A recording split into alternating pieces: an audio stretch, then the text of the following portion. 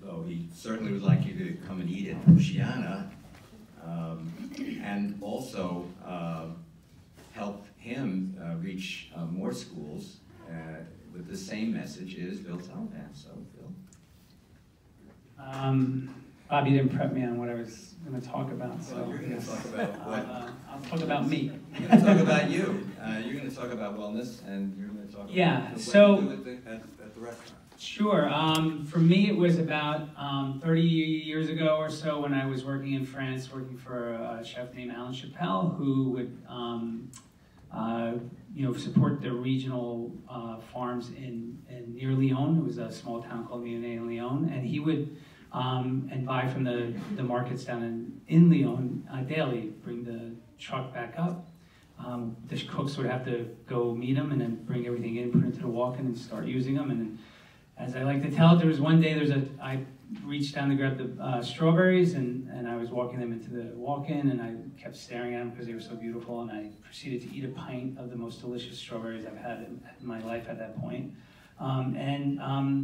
Realized he talked a lot about not only, for us it's about flavor as chefs. We want to have the best ingredients to make the best tasting food, and one of the ways of doing that is buying things that are fresh, that are pulled from the ground close to that point, like a carrot that you pull out of the ground tastes very different 4 days later, 10 days later. And a lot of the carrots you would buy would get shipped, would get picked at the farm, sit in a warehouse for a little bit, get shipped to a distributor, and then get to me or a consumer. And at that point, we're talking 10 days or so. And carrots can store well, but thinking about greens like lettuces, I mean, we want to have the lettuce be picked, put into our walk-in within a day so that we can handle it. And so you look at it in a way of not only flavor, but also economics. So you could buy something that may just sit in your walk-in, whether it's a snow day or a rainy day, then customers are going to come in and then you do less than you anticipated,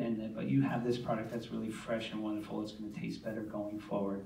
Working with Alfred Portali at Gotham Bar and Grill as a sous chef, a little after that, we were right there. So it became pretty easy. I'd come on my way to work, I'd walk through the market, I would see these things that we talked to Alfred. He encouraged me to buy from there. I did, got to know everybody. We were just getting some amazing stuff because, Alfred Portali's Alfred Portali, and he had a big demand. But it was the early days, so there wasn't a lot of chefs going through the market. And then I was able to develop these relationships with the farmers at the time and getting to know them. And I didn't really think about the environment or think about land at that time. I was a young cook who wanted to be a chef and had this one goal to just cook the best we could cook. But over time, learning about the environment, learning about why you would want to keep the farmland intact. So all those things became important to me. So I felt like, I had to continue that on. So when I became a chef, my goal was like, I'm gonna cook like Alain Chappelle. I want to cook like Alfred. I want to think in these terms. I had also done some time with Gilbert Lacoste at Le Bernardin, who's, was the authority on pristine fish and may not have been local at the time, but some of the things it was all about quality. So all these things were running through my head as a young chef. And over time, just built these amazing relationships with these local producers. Now, in terms of distribution, my distribution was me getting down to the green market and then taking a cab back uptown to Judson Grill, to Telepan, to now Oceana. And we still continue to do that. I don't own a car. I haven't owned one since 1990, so never had that access to sort of pick it up myself. Always thought about driving it, and then I thought about parking. That to me, so over time, I mean, that's what we did until you started hearing about companies like Upstate Farms, who is not in the Catskills but Columbia County, who would not only grow their own farms, but a lot of the people in the green markets would sell through them. So I had access that way to Green Market Co. We've been able to buy some grains through them, through people like Norwich Farms now delivers. Guy Jones is delivering themselves. They have a great connection and connections to these, so they're able to bring it to us. It's hard for me as a chef to collect. I probably purchased thousands of dollars, let's just say, of produce a day, even in a seafood restaurant, to how am I going to get it to me? So I love the ability of these larger farms that sell at the green market to be able to get to us.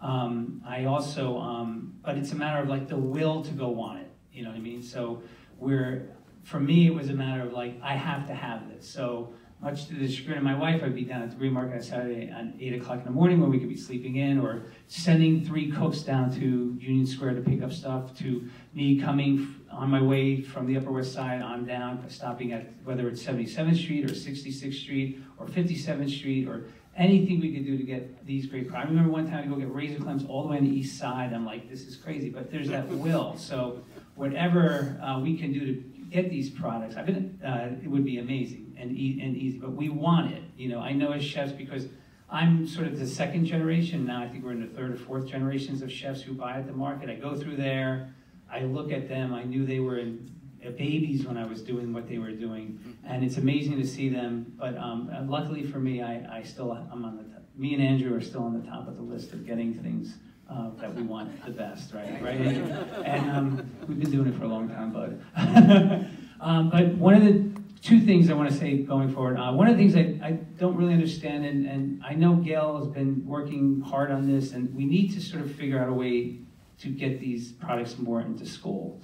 And probably after talking to Rick Bishop about this problem, it's like, you're not going to get a child to eat a carrot if the carrot comes in this giant bag, it has nooks and crannies in it, and doesn't really taste like anything.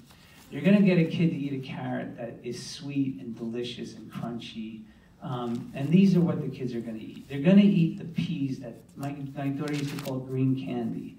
And there's I just think about the volumes of romaine lettuce that we use in the schools, the volumes of baby spinach we use in the schools. And when I go into these schools and I see the quality of these things, I'm like, I don't even want to eat them, right? And so how are you going to get these young children? So there's a great mystery out there, and whether it's through contracts or whatnot, you know, how we have to figure out a way to get your products into these schools. So these kids will not, because we want the kids to eat it, but they'll also get that love of it, you know, like that, you know, certain kids, that love of, like, my daughter loves salads, and she's fortunate enough because her dad's a chef. So it's not like, you know, she's eating things that, you know, are tasty because I'm a chef and I'm going to go after those great ingredients, not just for my restaurant, but for home.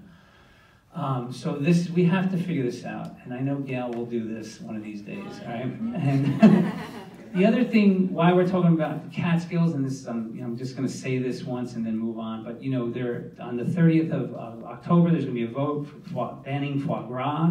We're talking about 2 farms that employ over 400 people. If they go down, and the grain farms, the grain that they get, that company goes down. The railroad that distributes the grain goes down. There's no manure free manure that's going to the dairy farmers and to the hay growers goes down, which means hay is going to cost more, which means hay is going to cost more for the dairy farmers, which means dairy farmers are going to go down, and we're going to open our land, your land, the Catskills lands, to fracking. So it's not about me getting this luxurious product in my restaurant. We're talking about a whole region that's going to be affected by 2 farms going down. So Okay, thank you.